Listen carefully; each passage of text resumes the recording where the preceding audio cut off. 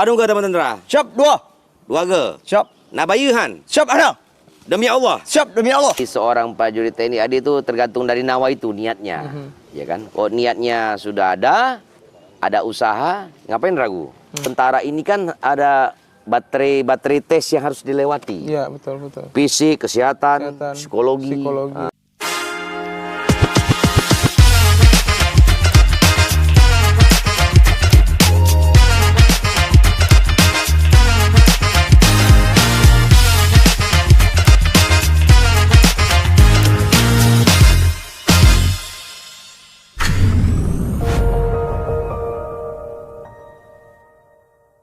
Assalamualaikum warahmatullahi wabarakatuh. Syiralun kembali bersama saya, host podcast Serambi Talk Serambi Indonesia. Hari ini Syiralun cukup spesial karena biasanya Serambi Talk itu ada di studio Serambi. Tapi kali ini kita mencoba podcast bersama salah satu sosok di outdoor, di mana beliau mengundang kami langsung hari ini ke sini. Ya, kami saat ini berada Syiralun di Resimen Induk Kodam Iskandar Muda ataupun Rindam IM, tempat menempa prajurit-prajurit TNI yang baru lulus, baik Tamtama ataupun Bintara. Nah, Syiralun bersama saya hari ini sebagai tuan rumah nih, biasanya kami yang tuan rumah, tapi ini adalah narasumber yang tuan rumah, yaitu Brigjen TNI Ali Imran. Assalamualaikum, Dan. Waalaikumsalam. Selamat datang. Salam komando. Ya. Terima kasih, Dan. Nah, Syiralun Brigjen TNI Ali Imran merupakan Danrindam IM yang baru April kemarin dipercayakan sebagai Danrindam IM, tapi saat ini Syiralun beliau juga masih menjabat sebagai Danrem Lilawangsa, di mana selama ini sangat viral muncul Pak Danrindam ini ataupun Pak Danrem dengan berbagai tugas mitigasi ataupun penyembuhan dari bencana yang selama ini beliau lakukan. Apa kabar, Dan? Sehat, Dan, ya? Alhamdulillah sehat. Ini udah berapa bulan berarti? Jalan 2 bulan ya 2 di bulan. Rindam IM. Ya, walaupun saya juga masih merangkap sebagai Danrem 11 Lawangsa. Masih merangkap. Karena dari pimpinan juga wilayah Korem saya itu kan kemarin dari 12 kabupaten kota 11 kena bencana. Betul. Dan kita masih tahap pemulihan. Ini cukup sibuk ya, Dan? Selama 6 bulan terakhir ini sangat sibuk ya? Sangat sibuk karena kami juga TNI AD atas perintah Bapak Presiden itu kita membangun jembatan. Jembatan darurat ya, Dan? Darurat perintis, itu ada Aramco, perintis, beton, terus beli, ya. Kemudian juga kita ada rehab sekolah. Iya. Lanjut lagi rehabilitasi sawah yang kena bencana, termasuk cetak sawah. Jadi masih banyak pekerjaan yang kita Tapi lakukan. di tugas penyembuhan ataupun dari bencana ini tiba-tiba diberi amanah untuk jadi Danrindam, ini nggak beban nih, Jenderal? Bagi kita tentara itu bukan beban, itu suatu kepercayaan ya. Jadi di saat saya masih sebagai Danrem, saya tunjuk sebagai Danrindam Iskandar Muda, itu suatu kepercayaan juga bagi saya. Mungkin ya menurut saya, biar apa yang saya alami sekarang di lapangan, di Satuan Komando Kewilayahan, apa kekurangan kita bisa saya tularkan nanti di Rindam ini untuk mencetak prajurit yang baru. Betul. Nanti akan masuk juga ke Satuan Tempur, Satuan Kewilayahan. Mengurusi bencana kalau ada bencana. Itu. Nah, Syiralun, Pak Ali Imran ini kita kenal semua. Beliau ini lulusan Akmil tahun 2000 ya, 2000 ya. Tahun 2000. Kalau di Google, kalau kita searching tuh Ali Imran tuh sangat viral, apalagi ini salah satu putra Aceh yang sudah berpangkat jenderal bintang 1, alhamdulillah. Baru-baru ini juga, Dan, ya, selama saya naik pangkat kemarin 26 Maret. 26 Maret. Ya. 26 Maret naik pangkat dari kolonel menjadi brigjen. Ya. Kemudian nggak lama setelah itu dipercayakan sebagai Danrindam IM. Ini tentu Syiralun salah satu putra Aceh terbaik ya. Tentunya bukan hanya Pak Ali Imran, ada juga putra-putra Aceh lain yang juga udah bintang 1 baik di TNI ataupun bahkan ada yang bintang 2 ya. Nah, sekarang kembali ke sini, Dan, kembali ke Rindam ini kan fokusnya membentuk prajurit ini ya.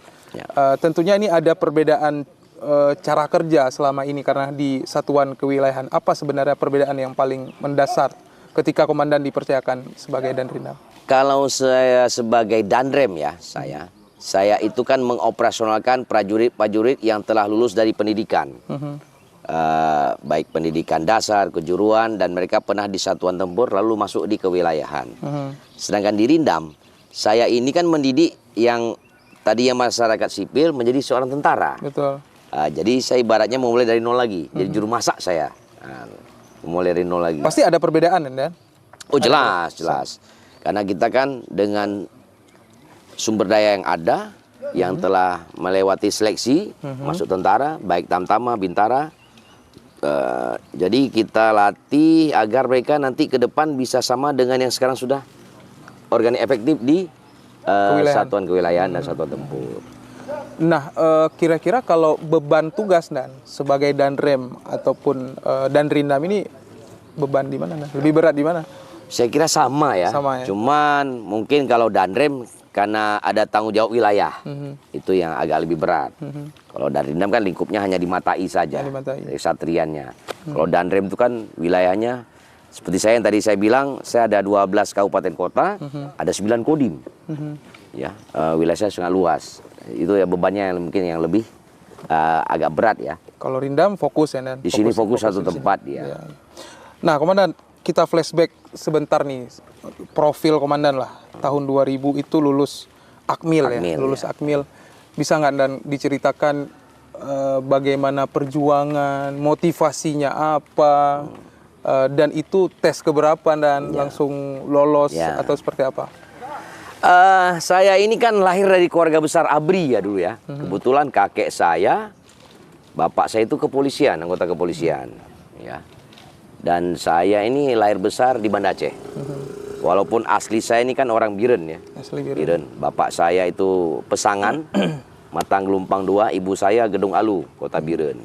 Tapi karena kami keluarga besar ABRI, kami pindah-pindah. Dulu kebetulan saya bapak dinas di sini, di Polda Aceh, jadi kita lahir besar di Banda Aceh. Hanya kalau SD saya pindah-pindah karena bapak saya pernah dinas di Aceh Timur di Julu, pernah jadi Kapolsek. Saya pernah ke SD di Julu, terus di Idiraya. Bapak berarti perwira juga, Nan? Dari Tamtama beliau. Dari Tamtama? Dari Tamtama, pensiunnya mayor, almarhum ya. Ini salah satu Sierra Leone jadi motivasi juga dari Tamtama, tapi anaknya sekarang menjadi jenderal. Ya, luar biasa, Dan, ya? Ya, jadi begini Bang Subur. Saat dulu saya mau masuk Akabri dulu ya. Akabri. Jadi orang tua saya bilang begini, nak, bapak cuman seorang, waktu itu masih kapten beliau, orang kapten. Masuk Akabri itu perjuangan berat, tapi terserah kamu saja lah katanya kan, kamu milih situ. Dan saya emang dari kecil cita-cita saya ke situ arahnya. Jadi ya orang tua tidak pernah membimbing atau apa harus latihan ini, saya usaha sendiri. Latihan penyiapan saya usaha sendiri. Kemudian alhamdulillah saya tes Akabri itu sekali lulus. Itu tahun 2000, Nan? Tahun 97 tesnya. Oh, tes 97. 2000 itu tamat. Oh, gitu. Jadi kan pendidikan di Akademi Militer itu 3 tahun. 3 tahun. 3 tahun. Lulusan 2000 ya. Kalau kami abituren Akademi Militer itu dihitung tahun keluarnya. Ya. Letting.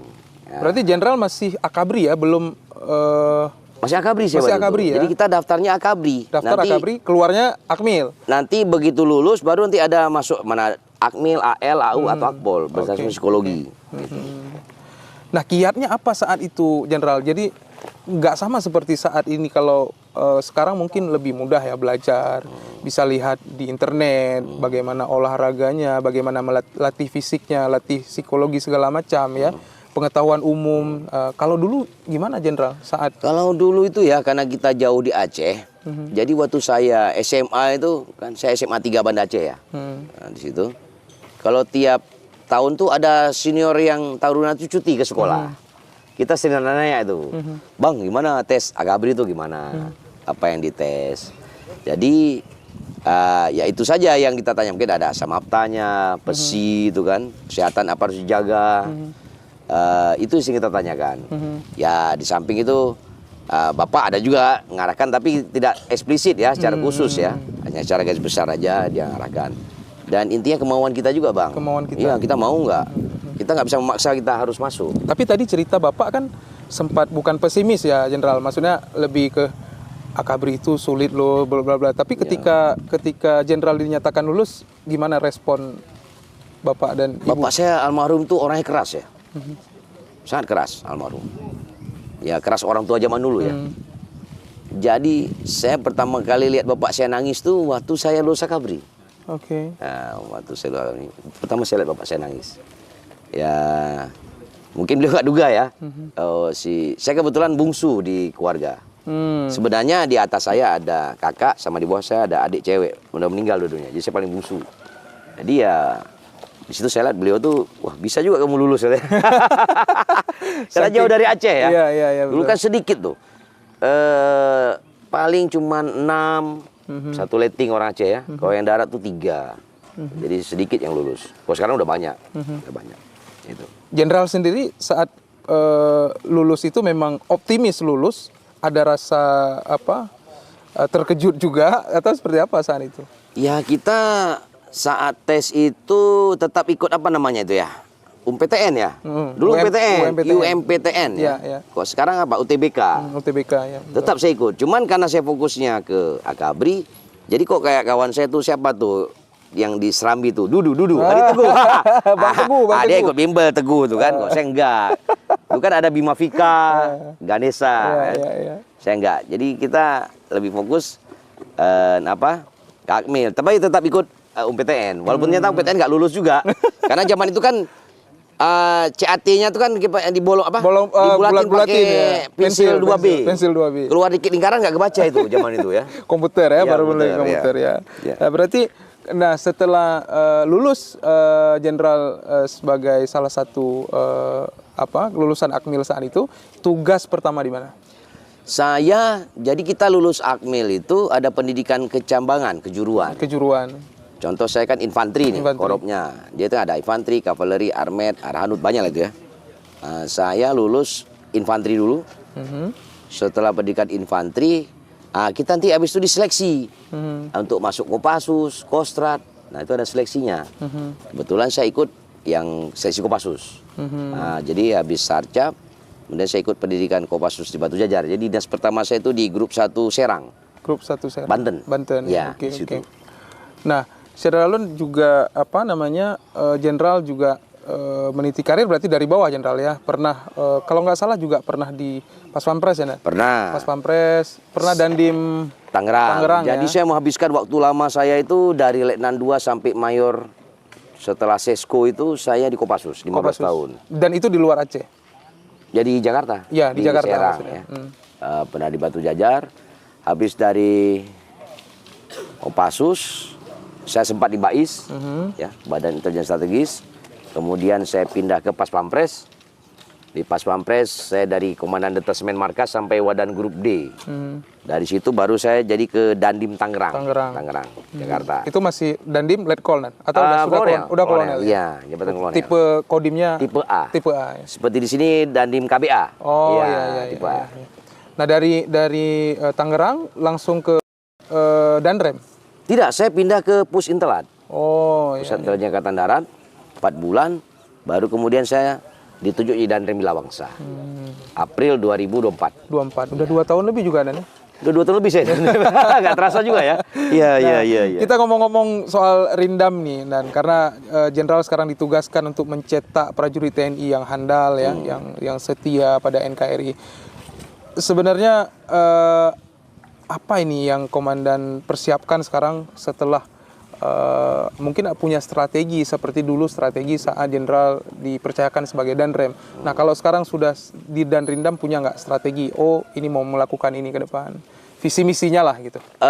Di sini kan kita mencetak prajurit mulai dari awal dari nol sampai ada kejuruan ya. Di sini ada sebuah kejuruan seperti Susjur Bati, Bintara, ada khusus kejuruan infanteri. Jadi misi saya ini karena saya putra daerah, saya ingin ke depan itu anak-anak Aceh itu yang pertama lebih banyak yang masuk tentara. Karena di Aceh ini kan daerah yang ujung ya. Jadi memang tentara tuh biasanya bahasanya tuh siap ditempatkan di mana saja asal dekat sama rumah mamak kata itu. Ini nggak boleh ya di mana saja.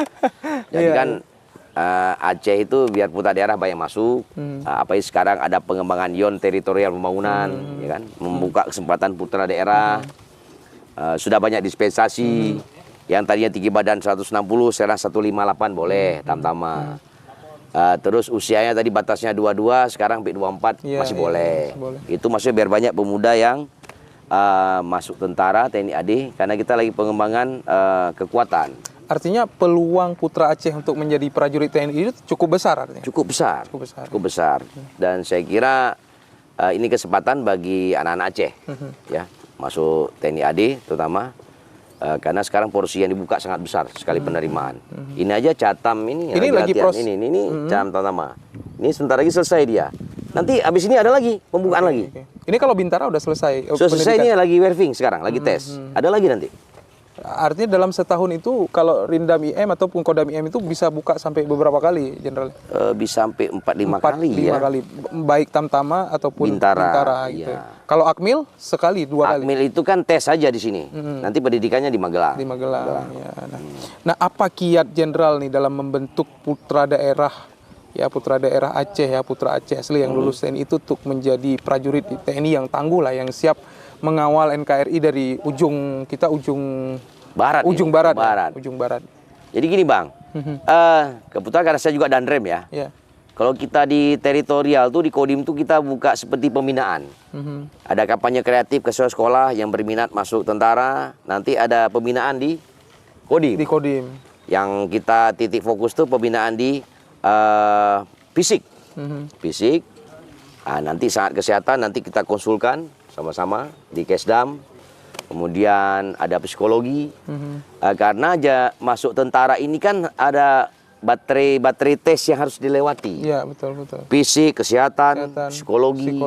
Jadi kalau ya nggak siap ya nggak lulus. Gitu.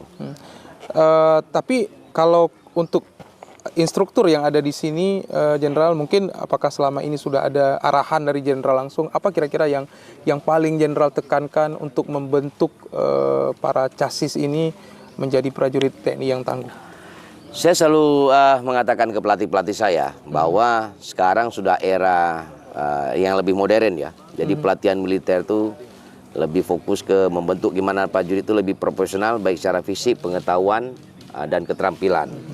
Apalagi sekarang di Satuan Baru YONTP itu ada kompri pertanian, konstruksi. Itu keinginan dari Bapak Presiden ke depan. Tentara di pelosok tuh ada yang bisa ketahanan pangan, kemudian ada yang bisa konstruksi. Konstruksi ini sangat penting nih Bang. Bencana kemarin, kalau nggak ada orang zeni itu pusing juga kita. Iya. Yang bisa bikin jembatan, ngoperasionalkan alat berat itu untuk buka-buka jalan. Jadi penekanan kita ya latihan yang pendidikan sekarang fokusnya ke sana arahnya. Di samping ada yang satu baru yang harus kita isi. Karena saat ini kita memang tidak berperang ya, Jenderal. Ya, belum berperang. Jadi kalau bahasa Yunani itu civis pacem para belum. Negara damai, negara siap perang. Iya.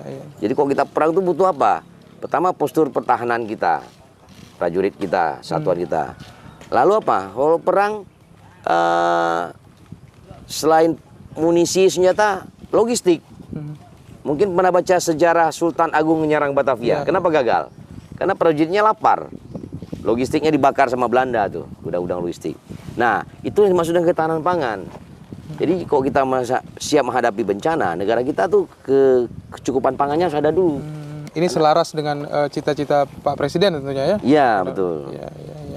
Nah, Jenderal, balik ke soal pribadi nih. Menjadi perwira tinggi TNI saat ini selaku putra daerah itu bangga nggak, Jenderal? Kalau putra daerah Aceh jadi jenderal sudah banyak. Tapi kalau kebanggaan terbesar saya tuh ya di lingkup keluarga saya ya. Karena kakek saya almarhum pensiunnya letkol. Bapak saya mayor. Saya udah melampaui mereka. Ya. Kemudian gimana ya? Jadi setiap lulusan akademi militer tuh ceritanya jadi jenderal. Alhamdulillah sudah dicapai. Dan bagi saya ini ada suatu amanah, ya, kepercayaan. Tidak serta-merta turun dari langit. Ya. Ada doa, ada usaha. Ada doa, ada usaha. Dan saya selalu meyakini doa yang paling mujarab tuh selain doa orang tua ya doa orang sekitar kita. baik teman, saudara, anak buah, terutama anak buah. Karena ada 40 orang itu kan nyampe itu. Betul, Ya, yang terzolimi itu ya. Nah, flashback sedikit lagi ke belakang lagi, Jenderal. Saat itu kan kondisi Aceh sedang sangat berkecamuk ya. Ya betul. Ke 97 sampai tahun 2000 itu iya.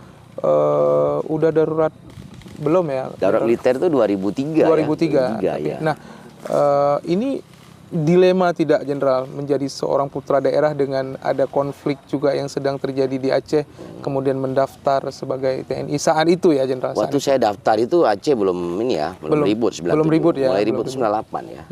Saya selama taruna sempat cuti sekali atau 2 kali. Setelah itu udah nggak boleh ya. Cuti untuk pulang? Untuk pulang ke sini. Karena udah situasi tidak kondusif. Tidak kondusif. Memang tantangannya kita putra daerah nih, kita harus membuktikan kita ini merah putih. Oke. Kita ini setia sama negara. Saya selalu bilang sama adik-adik saya, sama prajurit saya, kita sejak jadi tentara, kita tuh udah disumpah siap mati Untuk Indonesia, NKRI. ya, untuk merah putih.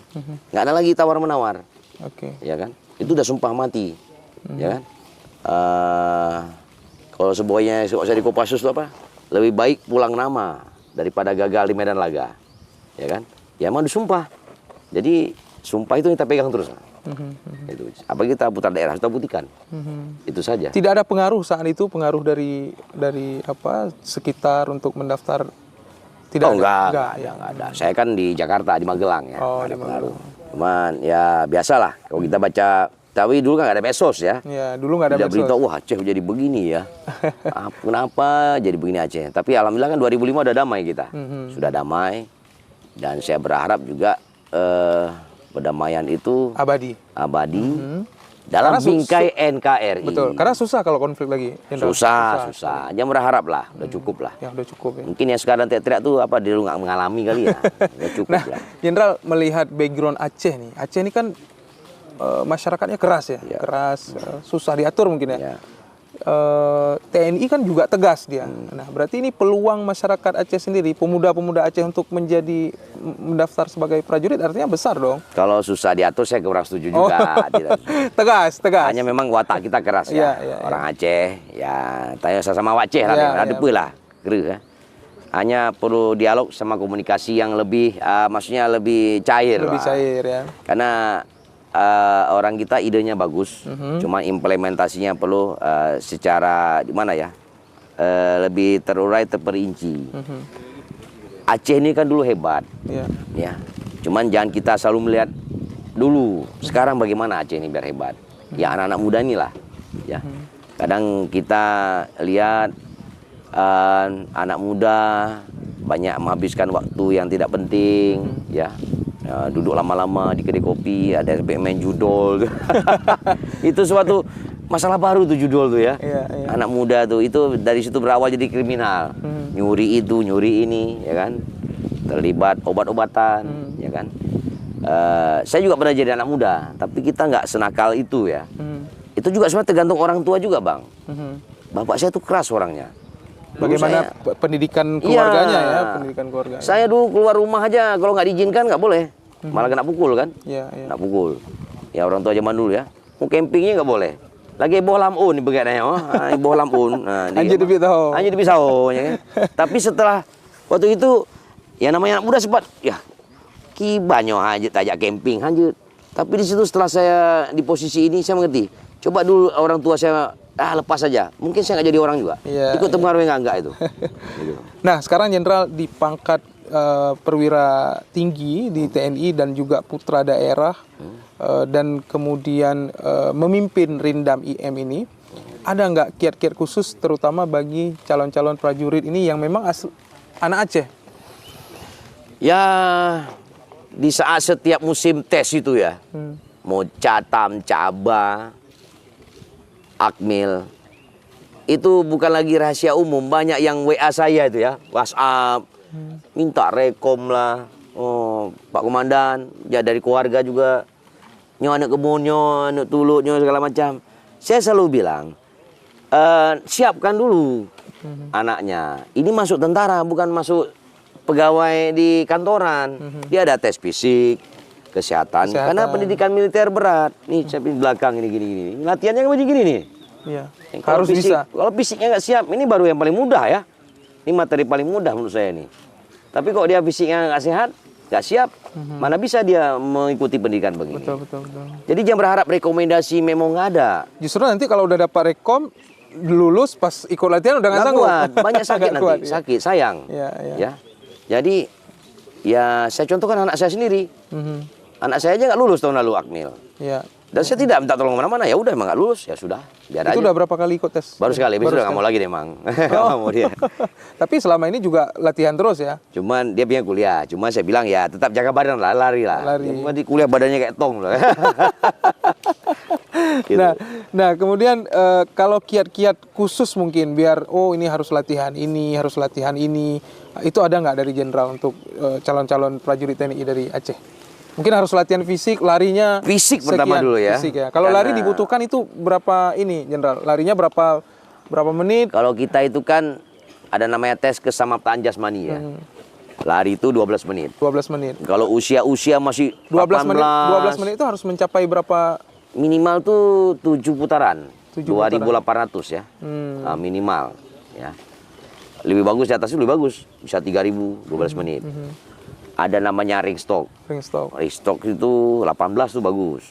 Kalau push up 45, sit up 45, shuttle run bisa 17. Itu udah bagus itu. Renang 50 meter, gaya dada. Gaya dada. Gaya dada ya, gaya canggu. Nah, Iya. Terus yang perlu dijaga lagi kesehatan.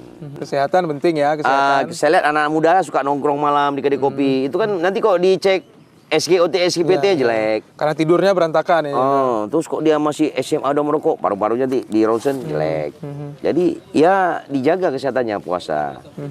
Banyak kena dia varises, ambeien. Sampai bilang kenapa gigi bolong nggak bisa masuk tentara? Memang perang main gigit-gigitan, bukan itu.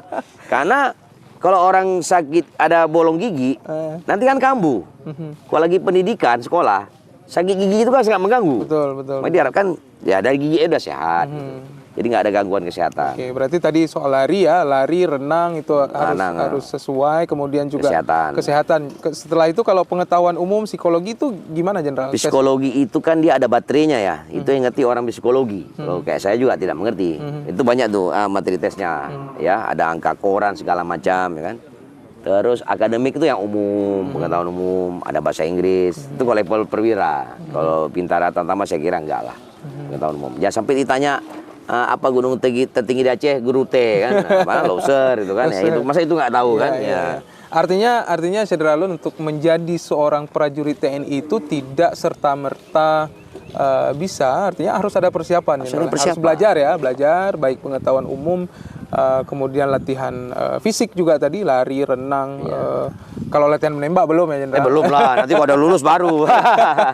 Kemudian juga pengetahuan umum ya, tes akademiknya, ada psikologinya. Mungkin kalau sekarang Jenderal lebih mudah ya, bisa belajar bisa lihat di YouTube. Di YouTube ya. Makanya tadi Sierralon ini salah satu pencapaian luar biasa, Jenderal, karena di tahun 97 sampai 2000 itu nggak ada tempat belajar, Jenderal ya? Nggak ada kita tuh. Nggak ada tuh bimbel-bimbel. Nggak ada bimbel-bimbel. Sekarang udah banyak saya lihat tuh. Bimbel untuk masuk TNI Polri ya.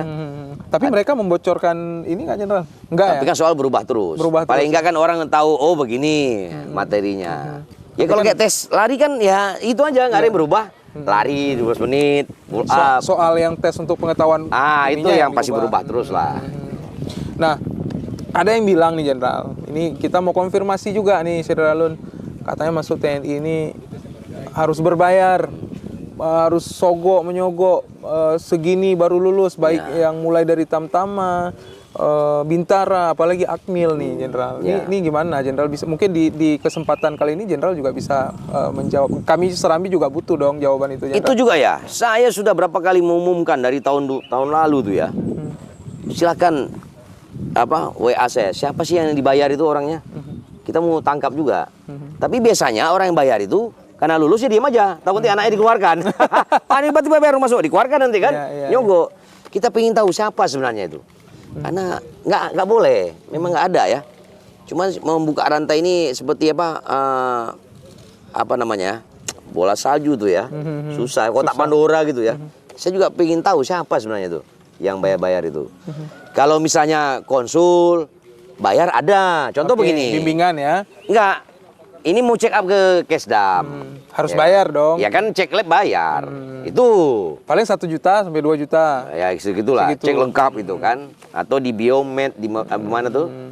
Itu Karena kan kita- bayar. kita udah menggunakan Apakah alat itu dan dimaksud jasa. bayar ya kan? Tapi kok abis saya ngomong ini nanti komentar orang nih pasti itu. Karena saya udah berbusa. Sekarang kalau ada siapa orangnya, saya tantang sekarang. Siapa namanya? Kapten siapa? Mayor siapa? Letkol siapa? Yang nerima apa?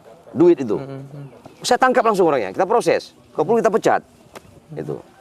Nanti kalau kita lihat ini nongol di mana nih misalnya? Di YouTube atau di TikTok. Tetap aja komen-komen itu nggak ada tuh. Mungkin Justru- bisa kita tanya salah satu. Mana prajurit, satu orang mana nih? Satu orang. Mana? Mana tadi? Awak Aceh mana? Awak tidur kena.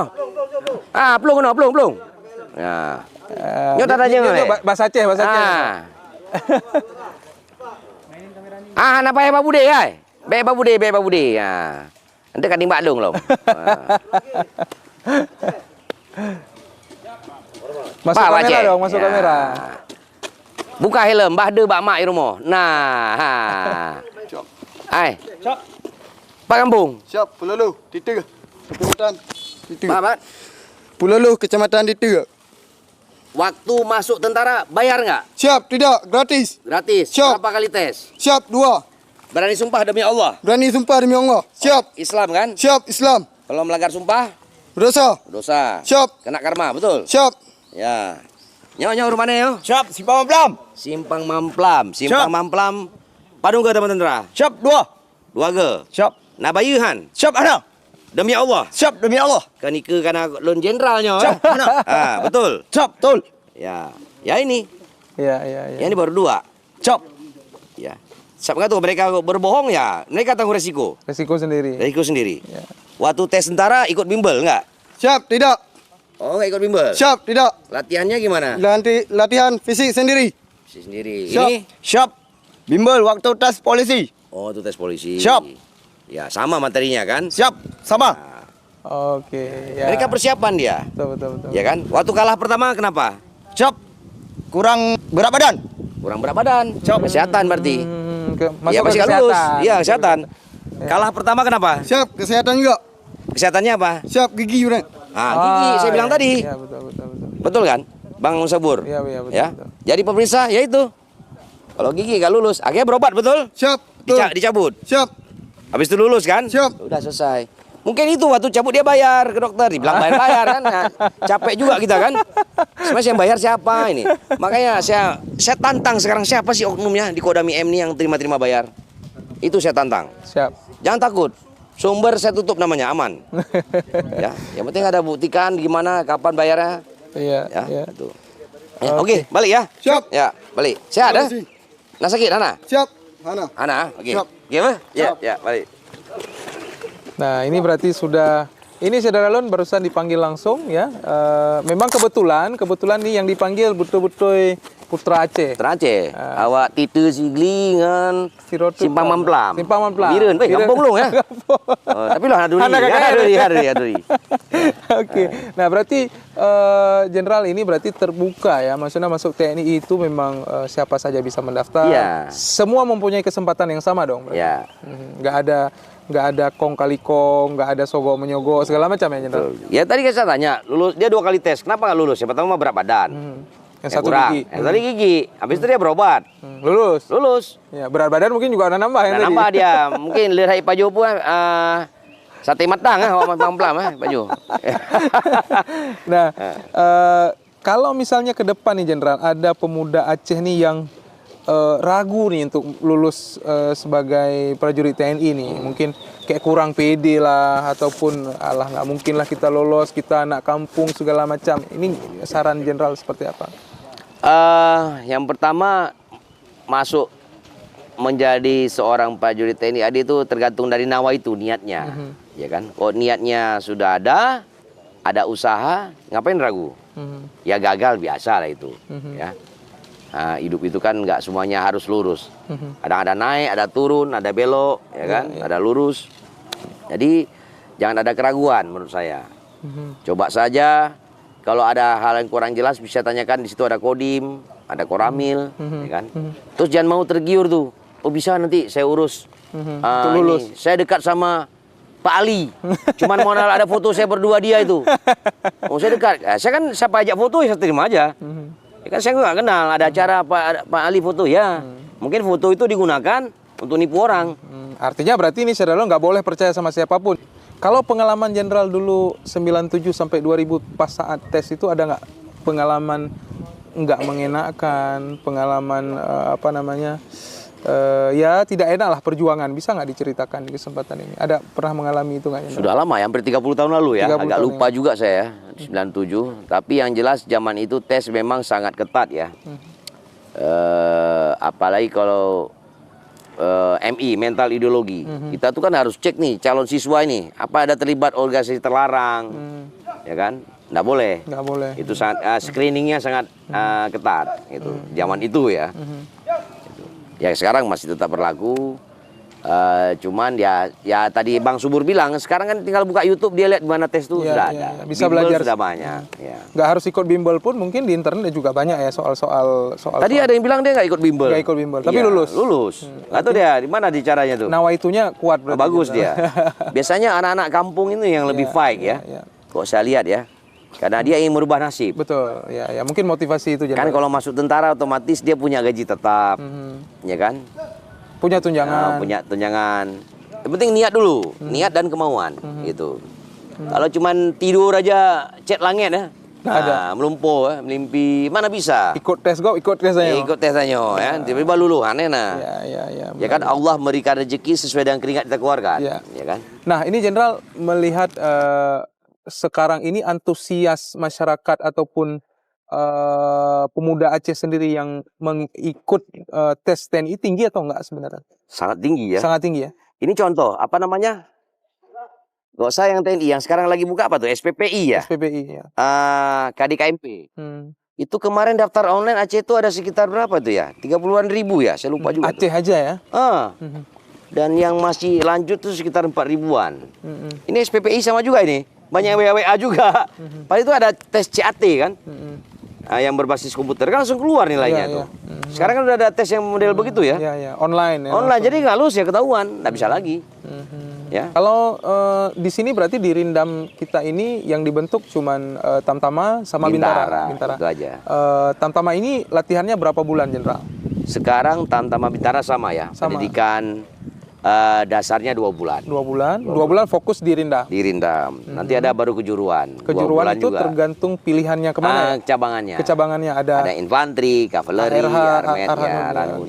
Nah kalau anak-anak Aceh sendiri yang putra Aceh asli itu kebanyakan milih apa, Jenderal? Infanteri atau? Banyak infanteri ya. Infanteri banyak. Karena kotanya lebih banyak infanteri dibutuhkan. Bisa dijelaskan ya nggak, Jenderal? Masa kecabangannya ini, kalau infanteri ini, ARH ini, Arhanud ini apa sebenarnya? Biar untuk tahu nih teman-teman. Kalau itu sebenarnya anak sekarang buka YouTube udah keluar itu ya. Infanteri itu kan pasukan jalan kaki. Kalau kavaleri neteng.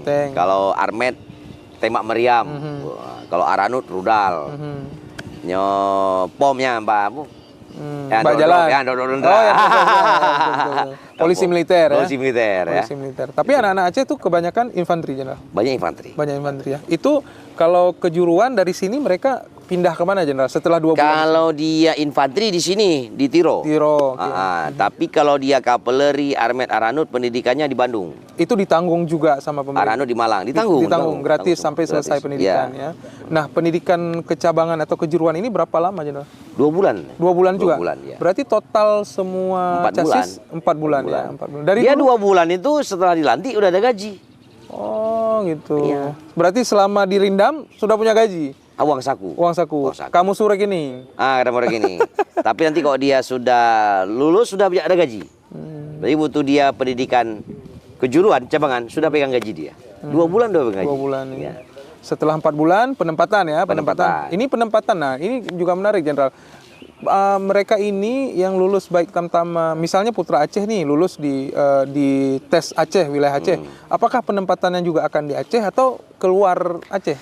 Kita prioritaskan di Aceh, Bang ya. Karena kita banyak kurang satuan, tapi juga ini dengan pengembangan YONTP kan yang dibuka bukan cuma di Aceh. Banyak daerah lain juga. Makanya kok UNTP di Aceh banyak, makin banyak kesempatan kita bisa narik anak Aceh lagi, gitu ya. Kan programnya ke depan satu kabupaten satu batalion. Satu batalion. Aceh 24 kabupaten ya. 24 ya. batalion tuh berapa anak Aceh tersedot tuh?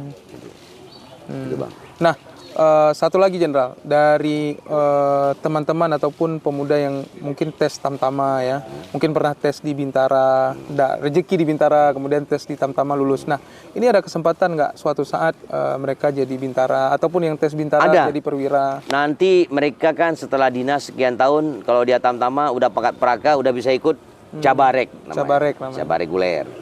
Kalau dia Bintara, nanti Serka atau Serma sudah bisa ikut Capa. Calon perwira. Artinya kesempatannya juga sama. Ada, sama. Oke, baik. Nah, Syederalun sangat menarik. Mungkin hampir 1 jam juga kita ngobrol tentang bagaimana Pak Brigjen Ali Imran di Rindam ini dan apa yang akan dilakukan ke depan, dan juga kita sudah mendengar beberapa kiat-kiat untuk lulus ya menjadi prajurit TNI. Tadi juga ditegaskan bahwa tidak ada uang, tidak ada bayar-membayar, artinya niat dari kita semua bisa menjadi lulus sebagai prajurit TNI.